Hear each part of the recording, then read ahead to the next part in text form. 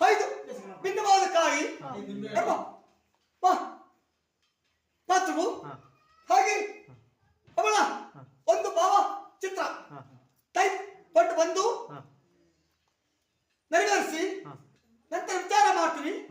ಹಾಗೆ ಅದನ್ನು ನಡೆದುಕೋ ಮುಂದಿನ ದಾರಿಗಳಿಗೆ ಹೇಗೆ ತೋರ್ಪಣೆ ಮಾಡಬೇಕು ವಿಚಾರ ಮಾಡ್ತೀವಿ.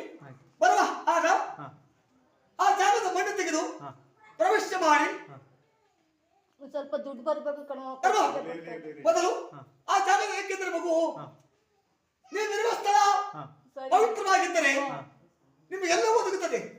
ಆ ಜಾಗದಲ್ಲಿ ದೈವ ದೃಷ್ಟಿ ಆಗಲಿ ಆ ಶಕ್ತಿ ನಿಮ್ಮನ್ನು ಕಾಯದೇ ಇದ್ದರೆ ನಿಮಗೆ ಹಣವಾಗಲಿ ಗುಣವಾಗಲಿ ಆರೋಗ್ಯವಾಗಲಿ ಆಯಸ್ಸಾಗಲಿ ಯಾವುದು ನಿಮಗೆ ಸಿಗಲಾರದು, ನೆಮ್ಮದಿ ಒದಗಲಾರದು. ಆದ್ದರಿಂದ ಶಕ್ತಿ ಒದಗಬೇಕು, ಸಾಮರ್ಥ್ಯ ನಿಮಗೆ ಕೂಡಬೇಕಲ್ಲವೇ? ಜಾಗದಪ್ಪ ಜಾಗದ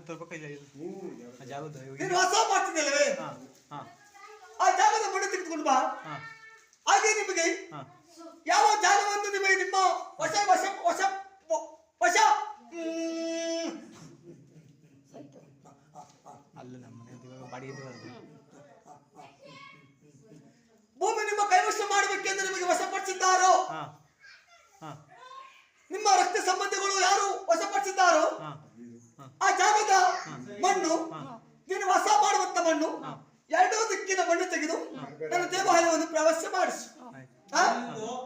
ಹಾಗೆ ಬಾಲಕಿ ಭಾವಚಿತ್ರ ತೆಗೆದುಕೊಂಡು ಪ್ರವೇಶ ಮಾಡು. ಬಾಲಕಿ ಬೇರೆ ಮಾನವರ ಕೈವಶವ ವಿಚಾರ ಮಾಡುವನು. ಹಾಗೆ ಏಕೆ ನಡೆಯುತ್ತವಾಗ್ತಾನ ಮಗನಿಗೆ ಕೆಟ್ಟದ್ಯಾವುದು ಒಳ್ಳೆದ್ಯಾವುದು ಗೊತ್ತಿಲ್ಲ, ತಿಳಿಯುವ ಸಾಮರ್ಥ್ಯವಿಲ್ಲ. ಕೆಟ್ಟದ್ದು ಕಣ್ಣು ಮುಂದೆ ಕಂಡರು ನಿವಾರಣೆ ಮಾಡುವ ಸಾಮರ್ಥ್ಯವಾಗಲಿ ಇಳಿವಿಲ್ಲ. ಹಾಗೆ ಇವನ ಬುದ್ಧಿ ಸ್ವಲ್ಪ ಚಂಚಲ ಮನಸ್ಸಲ್ಲಿ ಆಗ್ತಾ ಇದೆ. ಹಾಗೆ ಹರಿವು ಮೂಡ್ತಾ ಇಲ್ಲ, ಹೌದಲ್ಲವೇ?